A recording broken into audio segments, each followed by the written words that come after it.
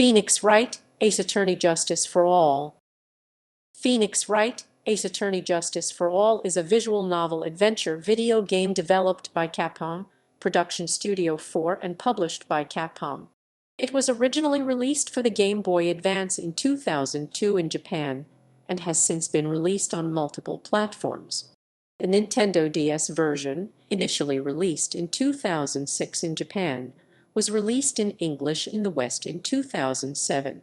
The game is the second entry in the Ace Attorney series, following Phoenix Wright, Ace Attorney.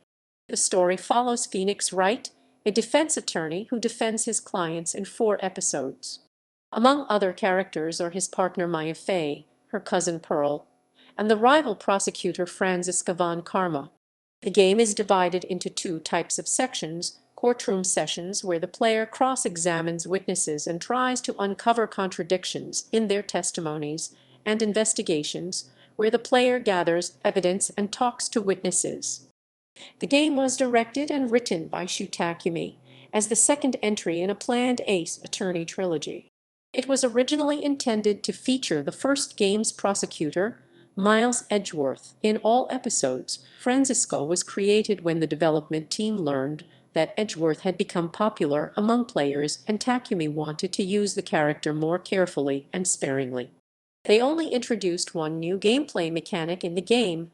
Takumi wanted to keep the game focused on the core concept of finding lies, and to keep it simple enough for his mother to play. The game was positively received by critics, who generally liked the writing, but criticized the lack of the Nintendo DS exclusive gameplay mechanics that appeared in the previous game.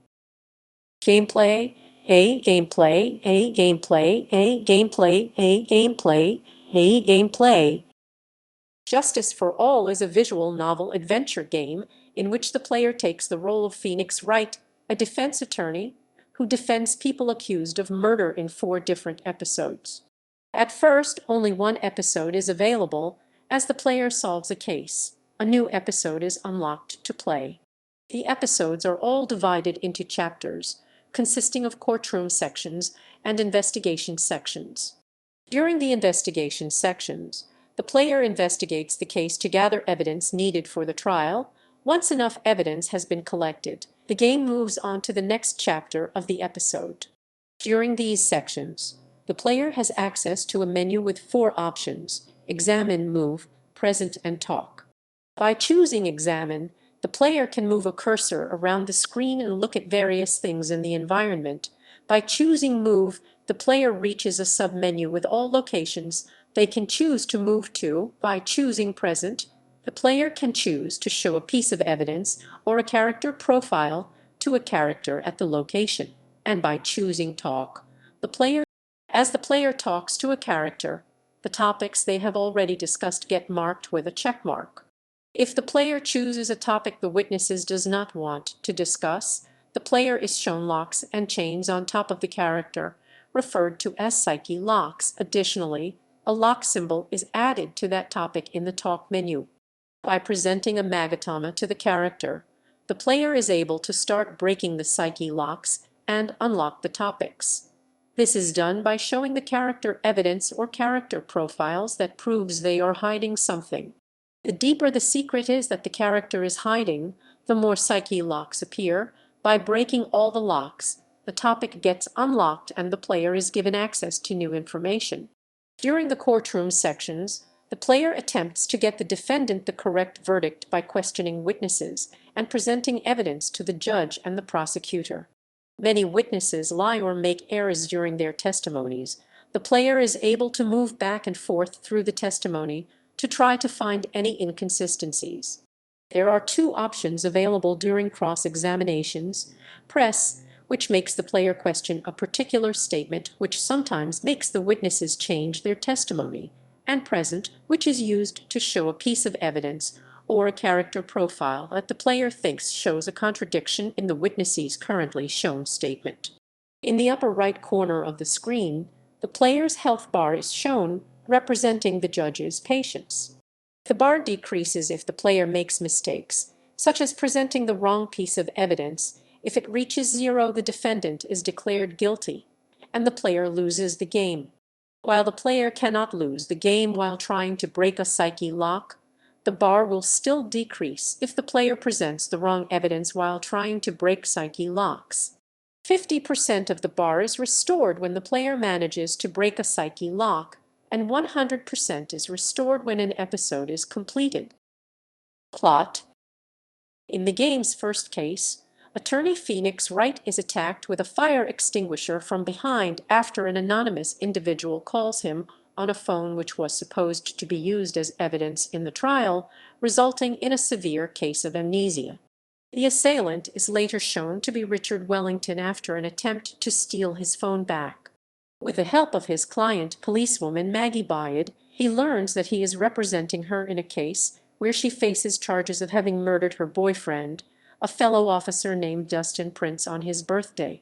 After narrowly avoiding disaster due to his lack of preparation, Phoenix exposes Richard Wellington, a con artist testifying for the prosecution, as the true murderer, as well as Phoenix's attacker.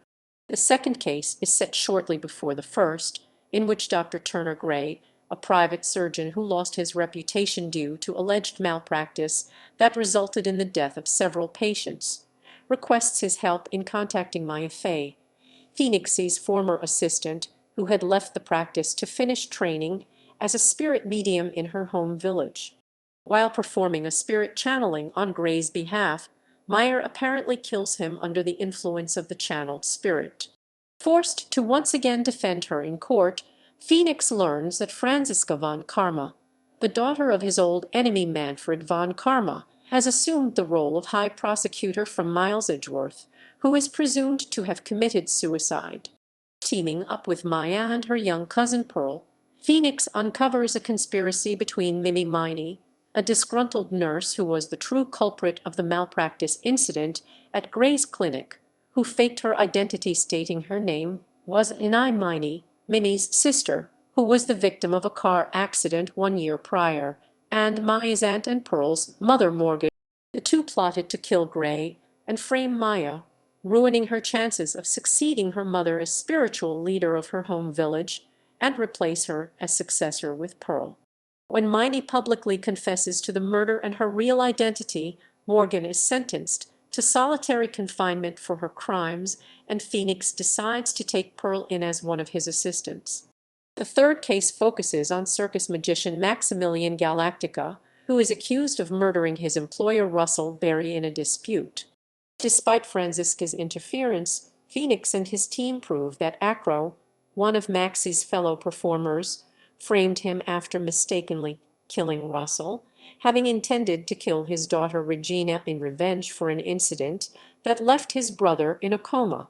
In the final case, Meyer is kidnapped by assassin Shelley DeKiller, who threatens to kill her if Phoenix does not win an acquittal for his client, actor Matt Ingard, who has been arrested for killing his rival, Juan Corrida. As a present, DeKiller stages an assassination attempt on Franziska by shooting her, rendering her unable to act as prosecutor. At the last second, Edgeworth arrives and steps in to replace her, with Phoenix resorting to increasingly desperate acts to prolong the trial. Edgeworth offers to help him save Maya, explaining that he has been leading a task force to capture DeKiller. Using a tape that Ingard, in truth a thoroughly guilty psychopath, had recorded as blackmail, Phoenix reveals his betrayal to DeKiller, who then cancels his contract with Ingard, making him the next target. Fearing that DeKiller will target and murder him, Ingard suffers a breakdown and pleads guilty, and is convicted of Juan's murder. As a reward for Phoenix's help, DeKiller releases Maya, who subsequently reunites with Pearl and all of their friends. Edgeworth explains that his absence was spent soul-searching for the answer as to what it means to be a prosecutor, and he and Phoenix reconcile, while Franziska pledges to renounce her profession in disgrace. Edgeworth confronts her at the airport, where Franziska breaks down in tears and admits that she is jealous of Edgeworth and wanted to destroy him, but now feels that she cannot with such huge losses on her record. Recognizing that she needs to find the same answers he did, she returns to her native Germany with a picture of Phoenix in her possession. There is also an alternate ending, where Ingard is declared innocent, and his manager is convicted in a later trial. Phoenix, convinced that he can no longer continue as an attorney, closes his firm and retires in disgrace. Development. After development of the original Phoenix Wright, Ace Attorney was finished, the writer and director Shu Takumi's boss, Shinji Mikami, told him that they should make an Ace Attorney trilogy, with a grand finale in the third game's last case. Development of the game began immediately when Takumi returned to work from his vacation. The producer Atsushi Inaba called him into a meeting and told Takumi that he wanted him to write the script for 5 episodes before the game went into full production, with a deadline of 3.5 months. Takumi thought that this was completely insane, as it had taken him an average of more than a month to write each of the 4 episodes for the first Ace Attorney. Additionally, he felt that he did not have any tricks left to use for mysteries or any story threads to work off of. He wanted to protest, but still ended up having to do it. As soon as he returned to his desk, he drafted a work schedule. He scheduled 2.5 months to write the dialogue, with half a month per episode, leaving him with a month to create the first prototype and figure out the tricks to be used in the mysteries. He doubted that he would be able to do it in time, but managed to write the whole script by the deadline. However, due to issues with memory on the game's cartridge, one episode ended up having to be cut from the game. It was later used as the 3rd episode of the 3rd game. After finishing writing the dialogue, Takumi was called into another meeting with Inaba and was told to add a new gameplay mechanic to the investigations. Takumi wanted to keep the gameplay simple enough for his mother to be able to play it and keep it focused on the core concept of finding lies. According to him, he immediately had a vision of the psyche lock system during the meeting with Inaba, but still asked for 3 days to come up with an idea. He found it easy to formulate the idea, but it took over a month to create the system. The biggest problem was how to visually represent the psyche locks. Takumi also drew storyboards for the episode's openings, which consisted of series of detailed drawings that show what is happening. He also drew rough sketches of cut-in illustrations. It was only decided after all the text had been written what scenes would have illustrations made for them. While the game's opening features the judge, it was originally supposed to have featured a demon instead. This was because Takumi was playing Devil May Cry at the time and had liked its opening. As Takumi wanted the first 3 Ace Attorney games to be part of one larger work, he did not want the first game to look outdated in comparison to later ones, so it was decided to keep the same graphics for main characters, such as Phoenix, Meyer, and Edgeworth throughout all their appearances and not make updates to them. The game's music was composed by Naoto Tanaka under the pseudonym Akemi Kimura. As the dialogue-integrated tutorial in the first Ace Attorney was well received, the inclusion of one in Justice for All was considered a major point. While the first game's tutorial involved Phoenix being helped through his first trial by his mentor Maya and the judge, this could not be used twice, which led to the idea of giving Phoenix a temporary amnesia from a blow to the head. Takumi included a circus and magic in the game's 3rd episode. He really wanted to do this, as performing magic was a hobby of his. The episode includes 2 themes that he wanted to explore: the difficulties in forming a cohesive team with different people, and a person who against the odds tries to make something whole. The former was reflected in how the circus members come together at the end, while the latter was reflected in the character Mo. Several different versions of the 4th episode were created, partially because of them running out of memory on the game's cartridge, but also because of the popularity of the character of Miles Edgeworth.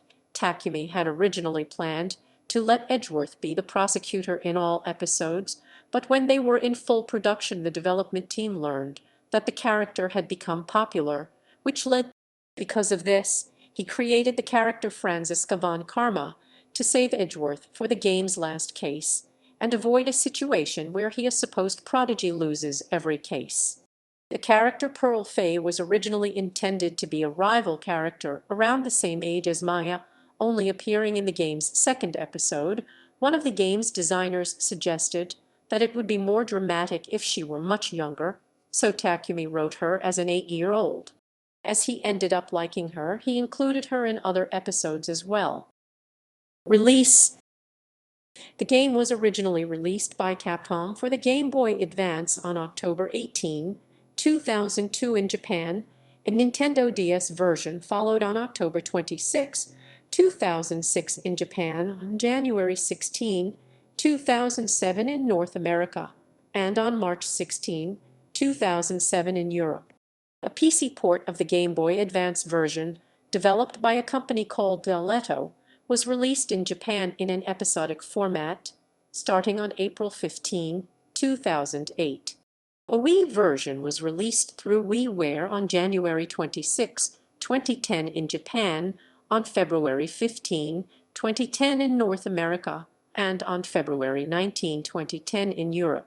A high-definition version of the first three Ace Attorney games, Ace Attorney Phoenix Wright Trilogy HD, was released for iOS and Android in Japan on February 7, 2012, and for iOS in the West on May 30, 2013. Another collection of the first three games, Phoenix Wright Ace Attorney Trilogy, was released for the Nintendo 3DS in Japan on April 17, 2014, in North America on December 9, 2014, and in Europe on December 11, 2014. It was also released for Nintendo Switch, PlayStation 4, and Xbox One on February 21, 2019 in Japan, and on April 9, 2019 internationally. A Windows version was released internationally on the same date. The PC version of the collection was among the best-selling new releases of the month on Steam. Localization. Starting with Justice for All, the series' localization direction has been handled by Janet Hsu.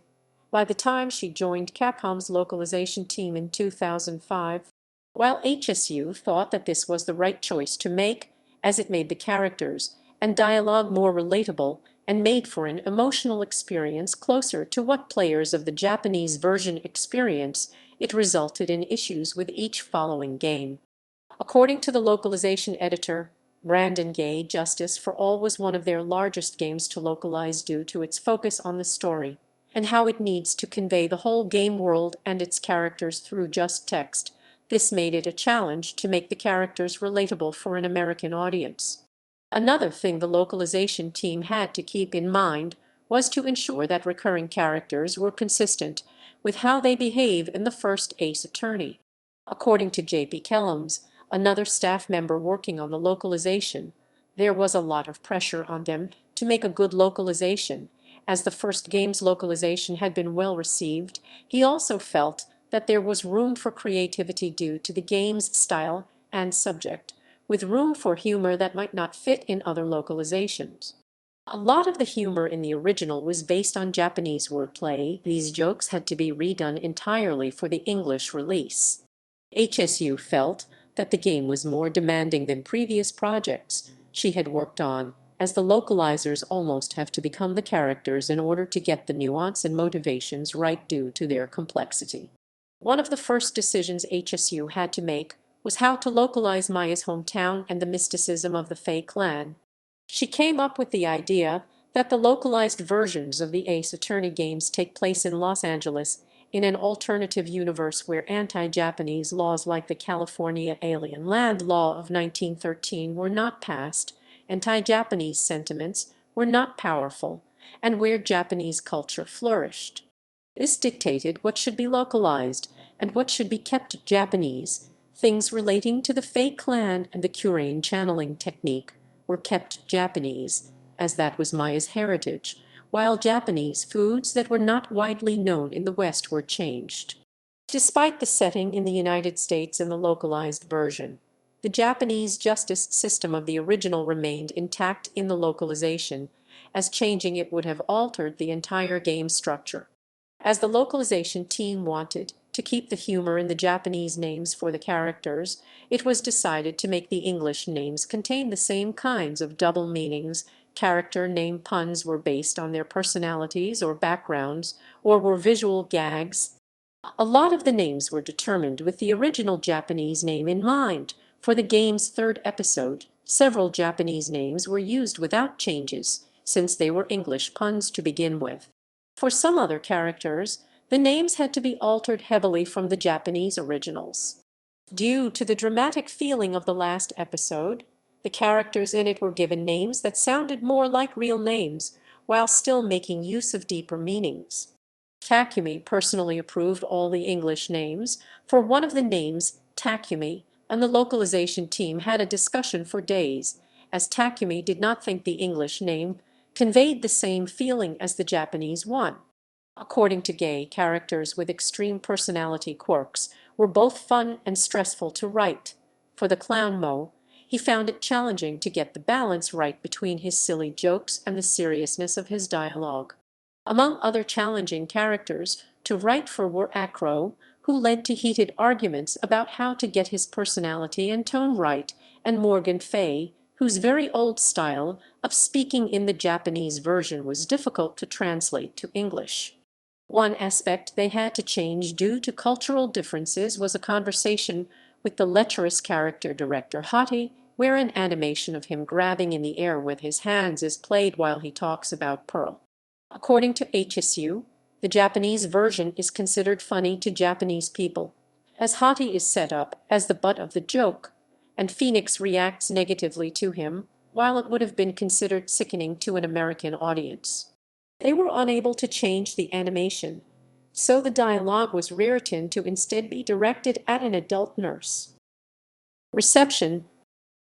Justice for All holds a score of 76/100 at the review aggregator Metacritic based on 51 critics, indicating generally favorable reviews. Writers for Famitsu praised the mix of seriousness and comedy, and liked the characters' quirkiness and the pacing of the conversations. John Walker at Eurogamer called the game splendidly crazy as ever and the most joyfully daft fun imaginable. Tom East at official Nintendo magazine called the script fantastic. Joe Juba at Game Informer found the game entertaining, calling the writing hilarious and the problem-solving clever, with the two aspects complementing each other well. Aaron Thomas at GameSpot liked the game, praising the game's story and calling the characters its greatest strength. He thought that the pacing was better than the first Ace Attorneys, but still found the game to be a step back. He felt that the game often reuses the same kinds of twists from the first. Gerald Valoria at GameSpy called the episodes well-structured and stronger than the ones in first game, and called the dialogue sharp. Mikkel Raparez at Games Radar said that the script, while entertaining, contains long stretches of meaningless dialogue and tends to leave the player knowing what happened and how to prove it before Phoenix does. He initially liked the new rival character Franziska, but thought that she only becomes increasingly obnoxious. Craig Harris at IGN said that the episodes are well written, with enthusiasm and personality, making them hard to put down. Walker found the court sections maddening due to how the game sometimes requires very specific evidence to be presented, with evidence that he found reasonable being rejected, forcing him to resort to guessing. He wished that the health meter would have been replenished through correct answers, or that it had been removed from the game entirely. Brian Vore at Game Informer found the investigation sections tedious at times, but found them to be helped by how the psyche locks add courtroom drama to the investigations. Juba thought that the game's reliance on text made the investigations move slowly, but that the game becomes an irresistible adventure when the text is mixed with gameplay in the trials. Thomas found the psyche locks interesting, but underwhelming as the only new feature. East said that the psyche locks were what made the investigations fun. Raparez liked how the psyche lock mechanic adds a new dimension of weirdness to the game. Both Harris and Thomas wished that the game had been less linear, with more possible wrong paths to take or more endings. Thomas, Raparez, and East wished that the Nintendo DS exclusive gameplay features introduced in the first game's final episode had been used in Justice for All, with Raparez calling it disappointing but not a huge deal. Valoria and East said that the game does not last very long. Walker did not consider it short, but found it to not last as long as the first game. Vore said that the game is lacking in advanced graphics and interface but felt that it makes up for it through its charm and intrigue. Thomas called the character designs outstanding, but thought that the reused art assets for returning characters and locations from the first game made it feel like Capcom had cut some corners. He called the music uniformly outstanding and used masterfully, both for conveying various moods throughout the story and for characters' personalities. Harris found the music moody and appropriate, but wished that there had been a full voice-over as an option. He said that the game's art was nice, but not more than that. Thomas called the localization outstanding despite finding some errors, finding it impressive how smoothly Capcom was able to localize such a text-heavy game. Harris liked the game's localization, saying that the localization team's writing was what made the game design work so well. Walker called the localization incredible, and said that while there are a few spelling errors and grammatical errors in the text, it did not bother him much as the localization was included in the Japanese Nintendo DS release.